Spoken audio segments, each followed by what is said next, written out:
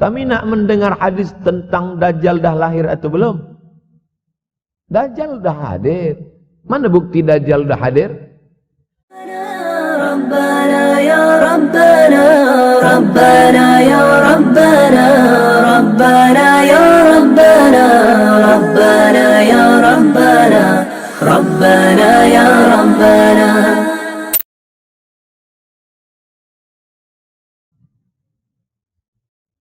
Tak terasa saya ini sudah 8 kali datang ke Kuala Lumpur. Awal-awal sekali 2014, 2015, 16, 17, 18, 19, 20. Sudah kali yang ke-7. Saya datang setahun sekali saja setiap bulan Februari. Bulan Februari datang. Rupanya dah yang ke-7 kali. Bulan Februari. Ini saya bagi tahu supaya kita semua faham.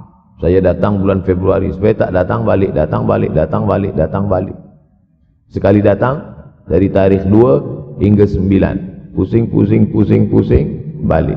Rupanya sudah kali ke-7, ke-8 kali datang menyampaikan tazkirah. Tak terasa. Dulu saya datang kemari belajar di UKM tahun 2003. Sekarang sudah 2020. 17 tahun. Tak terasa. Yataqarabuz zaman. Tanda-tanda kiamat, fitnah akhir zaman sudah dekat adalah yataqarabuz zaman, kata Nabi SAW. Waktu tak terasa. Tak terasa. Tak terasa dah engkau dah datang. Tak terasa waktu begitu cepat engkau sudah datang saja nak menagih hutang. Orang berhutang ni pun rupanya tak terasa juga orang datang. Yang memberi pinjaman pula terasa lama betul. Apakah beza antara 5 minit dulu dengan 5 minit sekarang? Sama. Apakah beza antara 24 hours, 24 jam dulu dengan 24 jam zaman Nabi dengan 24 jam zaman sekarang? Sama. Tak ada beza. Mataharinya sama, bulannya sama, buminya sama. Yang berkeliling mengelilingi matahari sama. Apa yang membuat berbeza? Apa yang membuat zaman itu yataqarabuz zaman? Ada hal-hal yang membuat kita sibuk. Dulu tak ada google.com, dulu tak ada Facebook, dulu tak ada Twitter, dulu tak ada BBM, dulu tak ada Instagram. Sekarang waktu habis. Bila kita tanya orang mana yang lebih lama, 5 minit atau 50 minit, semuanya sepakat mengatakan 50 menit lama, 5 menit kejap. Saya tanya 2 kali, pelajar-pelajar, penuntut-penuntut, mana yang lebih lama, 5 menit atau 50 menit? Semuanya berkata 50 menit lebih lama daripada 5 menit. Lepas tu saya balik, mana yang lebih lama? 5 menit menunggu azan maghrib bulan puasa, 50 menit status FB, Instagram. Oh, lebih lama 5 menit menunggu azan maghrib. 5 menit menunggu azan maghrib bulan puasa macam-macam mati jam. 50 menit hilang waktu tak terasa. Itu menunjukkan hadis Nabi itu, saya semakin saya baca hadis Nabi makin kuat keyakinan saya, makin kuat iman saya, makin hilang keraguan saya bahwa yang berbicara ini bukan manusia biasa, tapi dia dapat wahyu dari Allah. Wa ma yantiqu anil hawa in huwa illa wahyun yuha, melainkan wahyu dari Allah Subhanahu wa taala. Yataqarabuz zaman, masa begitu cepat berlalu tak terasa. Sebulan seperti sepekan, sepekan seperti sehari, sehari seperti sesaat. Akhirnya kita pun kehilangan waktu, habis. Saya Ustaz Abdul Samad, memang zaman ni tak terasa cepat betul. Rasa-rasa kejap, dah bulan Ramadan. Tak terasa baru saja Idul Fitri, dah masuk pula lagi. Masya Allah, begitu cepatnya masa berlalu. Maka jangan sampai kita, semakin saya baca hadis ni semakin kuat keyakinan saya bahwa Nabi Muhammad sallallahu alaihi wasallam mendapat wahyu dari Allah Subhanahu wa taala, semakin kuat keyakinan dan keimanan. Kenapa? Seandainya Nabi berkata zaman nanti di akhir zaman itu semakin cepat, semakin dekat, semakin berlalu tak terasa. Tapi kemudian zaman yang kita lalui tak sama seperti yang dikatakan Nabi. Mungkin datang juga keraguan dalam hati, betulkah ini? Tapi ternyata 1441 tahun lampau, 1440 tahun yang lalu Nabi mengatakan, dan hari ini terbukti zaman begitu cepat berlalu. Masya Allah, tabarakallah. Hari inilah ditemukan internet, hari ini datang television, hari ini datang WhatsApp, hari ini datang yang melalaikan kita daripada Allah Subhanahu wa taala. Sehingga waktu datang sembang-sembang, cerita-cerita, tengok ini, update ini, tulis ini, tengok ini, pandang ini. Habis waktu berlalu. Padahal waktu inilah yang akan ditanya oleh Allah Subhanahu wa taala. 6 kali Allah bersumpah demi waktu. Terbit fajar. Wal fajri wa layalin nashr.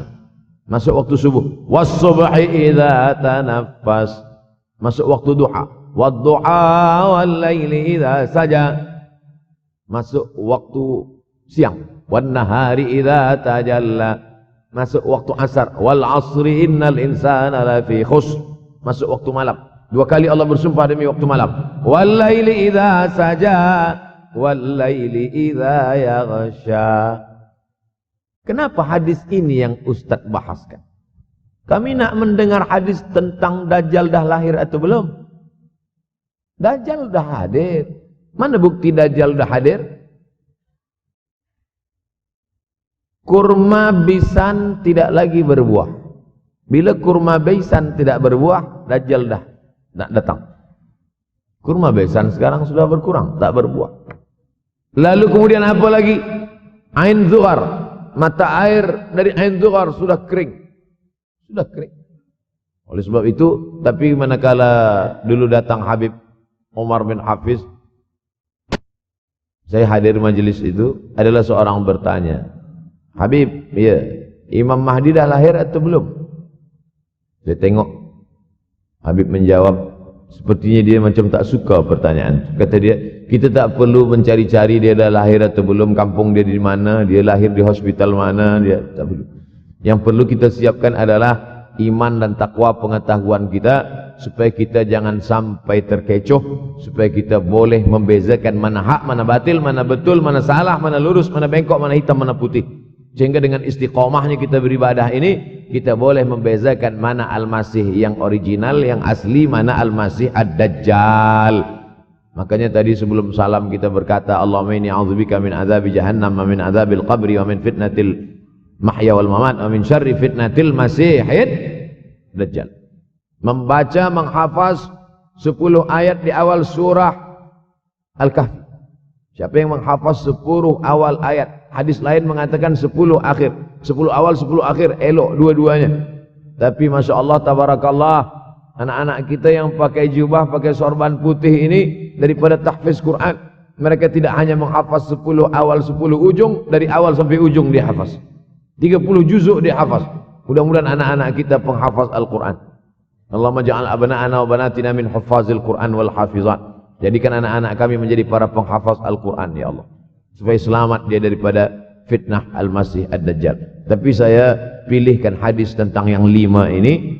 Dengan 5 ini kalau kita amalkan, insya Allah Allah akan selamatkan kita dari fitnah akhir zaman ini. Yang pertama, manfaatkan waktu, kerana waktu di akhir zaman ini yataqarabuz zaman.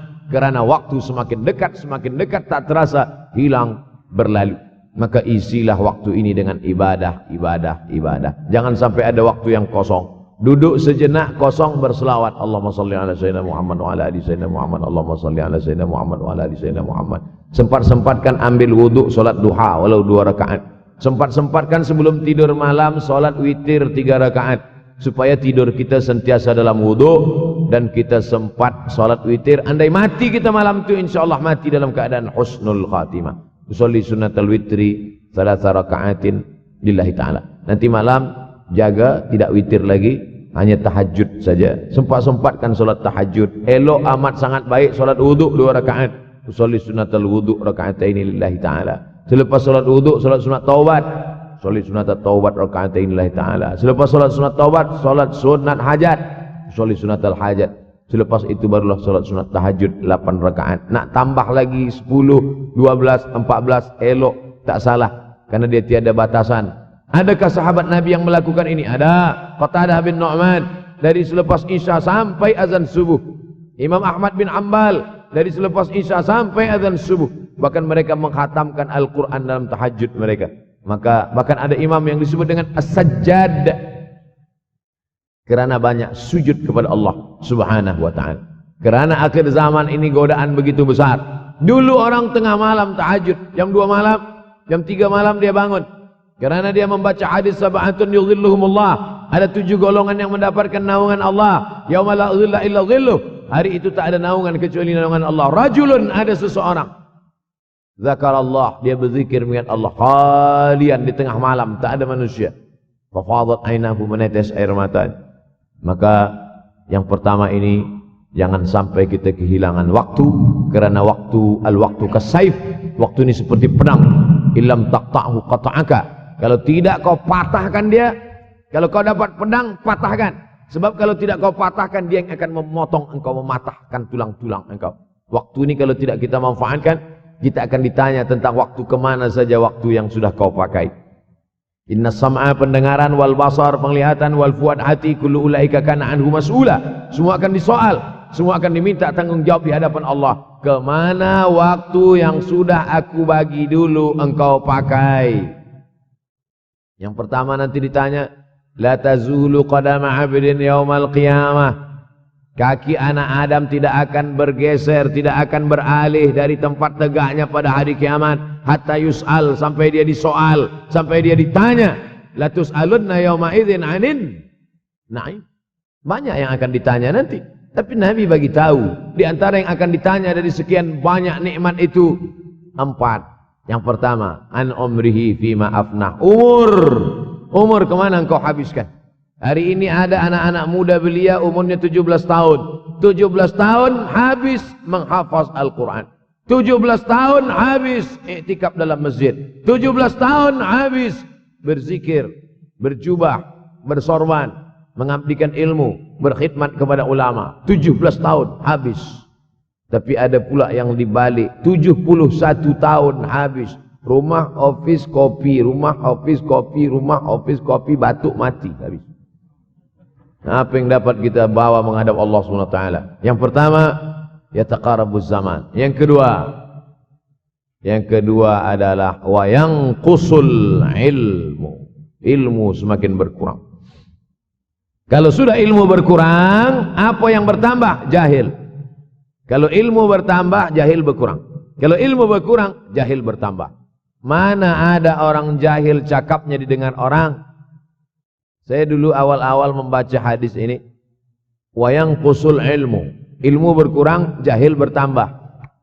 Rasanya tak mungkin, tak logik, tak masuk akal. Mana ada orang tak berilmu cakap dia didengar? Sekarang baru saya faham. Dulu orang tak berilmu ditinggalkan orang. Sekarang orang tak berilmu, asal dia pandai berbicara, dia akan didengar orang. Bahkan orang jahil pula punya channel. Apa namanya? Jahil.com. Orang jahil punya channel. Banyak pula follower dia daripada follower kita. Banyak pula viewer dia daripada viewer kita. Sebab apa?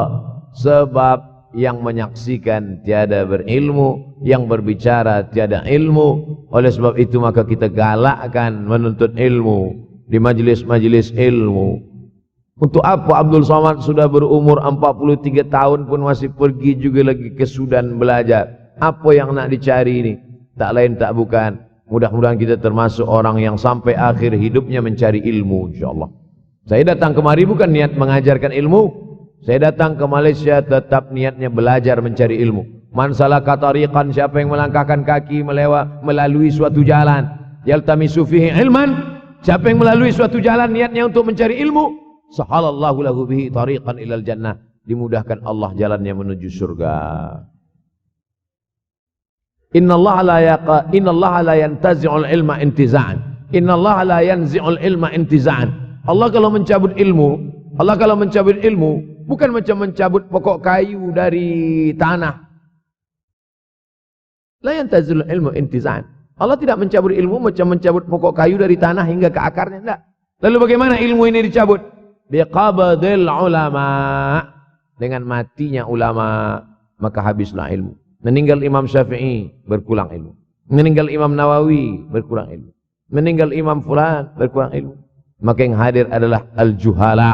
Yang lebih menakutkan lagi adalah al-juhala bi thawbil ulama. Orang jahil dengan pakaian ulama. Abdul Somad tidak mengatakan dirinya ulama. Saya selalunya membacakan ayat Quran, membacakan hadis Nabi, menyampaikan fatwa ulama. Tak pernah saya berceramah, bertausiah. Menurut saya, siapa saya? Siapa kita? Syafi'i manusia, saya manusia. Syafi'i boleh berfatwa, saya juga boleh berfatwa. Imam Syafi'i berfatwa, Al-Quran 30 juzuk dalam kepala dia. Kita juzuk 30 pun kadang-kadang hilang. Imam Syafi'i balik dari masjid ke rumah, dia tutup telinga. Datang orang bertanya, Syafi'i, ya, kenapa engkau tutup telinga? Sebab bila aku dengar dari masjid ke rumah, semua yang aku dengar masuk tu semua aku ingat. Aku takut dia ingat di dalam, maka aku tutup. Kita, yang saya sampaikan tadi pun tak ingat. Oh, Ustaz mengejek kami, enggak. Jangankan yang mendengarkan, yang bercakap pun tak ingat. Nasib baik datang orang Jepun mengingatkan kita. Nah, ini, nama dia Sony. Manusia ini lupa. Oleh sebab itu maka yang kedua, akhir zaman, wa yanqusul ilmu, ilmu makin kurang.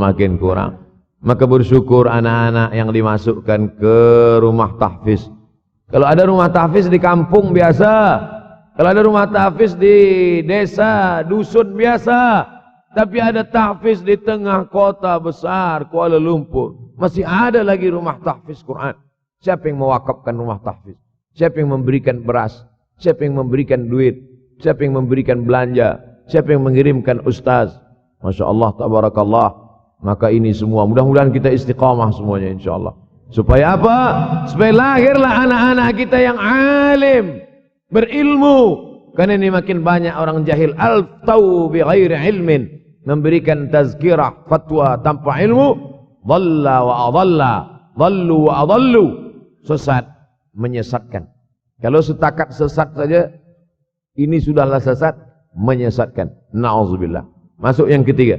Yang ketiga adalah wa yanqusul ilmu, setelah habisnya ilmu-ilmu ini semua dicabut oleh Allah Subhanahu wa taala, lalu kemudian setelah ilmu dicabut Allah Subhanahu wa taala, wa yulqas syuh. Wa may yuqashuha, sin dengan hak kecil. Wa may yuqashuha nafsihi fa ulaika humul muflihun. Siapa yang selamat daripada sifat syuh, itulah orang yang beruntung. Hayya 'alal falah, mari kita menuju keberuntungan, kemenangan. Siapa orang yang menang? Selamat daripada sifat syuh. Ada orang menerjemahkan syuh ini pelit, bakhil. Bakhil ada yang lebih parah daripada bakhil. Syuh. Bakhil ini, bakhil tidak ingin memberikan uangnya untuk orang lain. Itu bakhil. Dia ada uang 10 ringgit.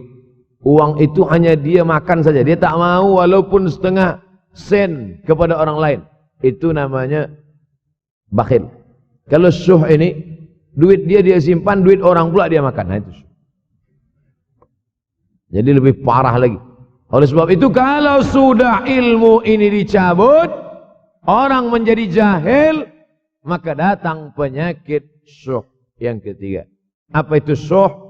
Hubbud dunya, hubbul mal, wa tuhibbul mala hubban jamma. Engkau sayang kepada harta, amat sangat sayang. Dia pegang semuanya sampai tak meleleh, tak menetes walaupun satu tetes. Akhirnya mereka inilah pendusta-pendusta agama. Ara'aital ladzi yukadzibu biddin. Tahukah kamu siapa itu yang mendustakan agama? Fadzalikal ladzi yad'ul yatim. Mereka itulah yang membiarkan anak yatim. Wala yahuddu ala ta'amil miskin. Dia tidak mempedulikan makanan orang miskin. Sebab apa? Bukan sebab tak ada harta, sebab syuh. Kenapa syuh? Sebab tak ada ilmu. Tak ada ilmu tentang akhirat. Dia pegang, dia simpan, mati, habis. Yang dia bawa hanyalah 1, 2, 3 helai kain kafan saja.